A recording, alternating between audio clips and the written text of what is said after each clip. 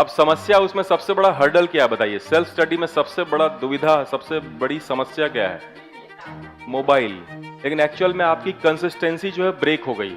अब आप जो पहले यहां जा रहे थे वो धड़ाम से यहां गिरे हैं सिर्फ उसी 1 मिनट में। क्या है कि ये मोटिवेशन की बात नहीं, पहले तो मैं ये बता दूं आप लोगों को, है ना, क्योंकि आजकल आप लोगों का सेंस वही हो गया है कि मास्टर आएगा, थोड़ा पढ़ाएगा, ज्यादा मोटिवेट करेगा और हमारा नीट क्लियर हो जाएगा।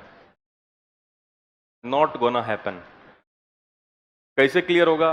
मास्टर आएगा, पढ़ाएगा, आप पढ़ेंगे, सवाल करेंगे, थोड़ा बहुत मोटिवेशन भी देगा, उसके बाद नीट क्लियर हो जाएगा। इसमें मेजर रोल जो है वो आपका है। तो इसमें जो है वो सबसे बड़ी दुविधा जो है वो है सेल्फ स्टडी टाइम की, है ना। आप जैसे यहां से पढ़ने के बाद जब घर पहुंचते हैं तो आप पूरा एकदम कस के खा लेते हैं, फिर सो जाते हैं, करते हैं ना ऐसा। उससे हमें कोई तकलीफ नहीं है। तकलीफ इस बात की है कि जब आप पढ़ाई करने बैठते हैं, जैसे आपने सुना होगा कि कई सारे पेरेंट ऐसा कहते हैं कि हमारा लड़का या हमारी लड़की तो पूरा दिन किताब लेके बैठे रहता है या बैठी रहती है। सुना होगा आपने ऐसा। हमें बैठे नहीं रहना है। अब समस्या उसमें सबसे बड़ा हर्डल क्या है बताइए? सेल्फ स्टडी में सबसे बड़ा दुविधा, सबसे बड़ी समस्या क्या है? मोबाइल। ठीक है। आप क्या करते हैं, जिस भी डेस्क पे पढ़ रहे हैं मोबाइल आपने वहीं रखा हुआ है ना, रखा हुआ है। अभी क्या है कि घर से किसी ने मैसेज कर दिया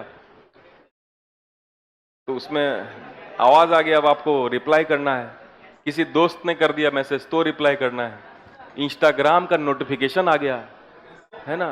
फिर बहुत सारे तरीके की चीजें हैं, उसमें आप क्या है कि बार बार डाइवर्ट हो जाते हैं। तो समस्या क्या होता है कि जब आप पढ़ने बैठ रहे हैं तो आपका माइंड जैसे ही डाइवर्ट हुआ ना, तो आपको लगता है कि क्या हुआ, 1 ही मिनट तो मोबाइल चलाया है। लेकिन एक्चुअल में आपकी कंसिस्टेंसी जो है ब्रेक हो गई। अब आप जो पहले यहां जा रहे थे वो धड़ाम से यहां गिरे हैं सिर्फ उसी 1 मिनट में, फिर आपको स्पीड पकड़ना पड़ेगा। तो जितने बार वो नोटिफिकेशन आता है, जितनी बार भी आप मोबाइल को देखते हैं, उतने बार आप धड़ाम से जमीन पे गिरते हैं, फिर कंसिस्टेंसी या फोकस मेंटेन करते हैं। तो इसको हटाने का एक सही तरीका है जिसको हम बोलते हैं पोमोडोरो। Pomodoro technique. नाम बहुत घटिया है, काम बहुत बढ़िया है। ठीक है। सो पोमोडोरो टेक्निक में क्या किया जाता है, आपके लिए जो काम में आने वाला है वो बता देता हूं। आपको जो है फोन में क्या करना है, सबसे पहले टाइमर लगाना है। टाइमर लगाने आता होगा, अलार्म के बगल में होता है? ठीक है। आपको लगाना है टाइमर, और आज के बाद से जब भी आप पढ़ने बैठेंगे, अभी से, क्योंकि नीट का एग्जाम आपका काफी दूर है अभी, और आपको पता है ना कि नीट का पेपर या आपका जो टेस्ट है वो 3 घंटे का होता है। शायद आप लोगों ने टेस्ट देते हुए ये फील किया होगा कि आप 3 घंटे फोकस नहीं कर पा रहे हैं, कि पहले के 2 घंटे या 2 घंटे, 2.25 घंटे तक आपका फोकस रहता है, फिर लॉस्ट हो जाता है। और इसका खामियाजा सबसे बड़ा फिजिक्स को भुगतना पड़ता है, क्योंकि आप लास्ट में अटेम्प्ट कर रहे हैं फिजिक्स, कर रहे हैं ना ऐसा। अब आपका दिमाग थक चुका है और सबसे कठिन, आप लोगों के हिसाब से सबसे कठिन सब्जेक्ट पे आप जा रहे हैं। अब आपका दिमाग थक चुका है, अब दिमाग में आता है कि रहने देते हैं, होता है ना ऐसा।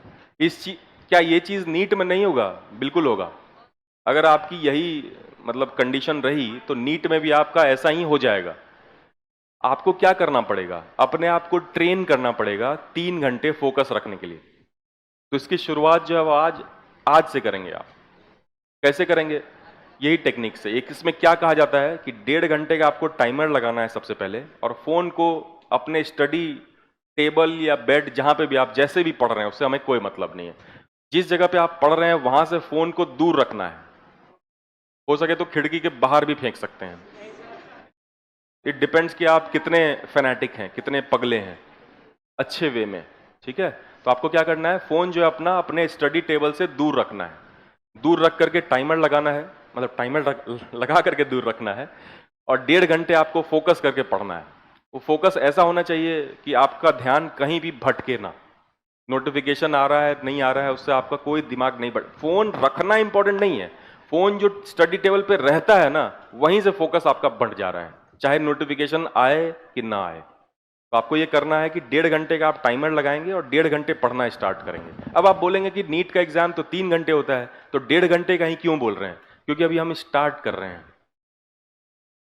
ठीक है। तो पहले इस पूरे मंथ में आपको 1.5 घंटे का टाइमर लगा करके पढ़ना है। अब ये नहीं इसका मतलब है कि 1.5 ही घंटे पढ़ना है, 1.5 घंटे वन सिटिंग में पढ़ना है। उसके बाद आप 10 मिनट या 15 मिनट का ब्रेक लेंगे, इधर उधर टहलेंगे, कुछ खा लेंगे, उसके बाद फिर से बैठ जाएंगे।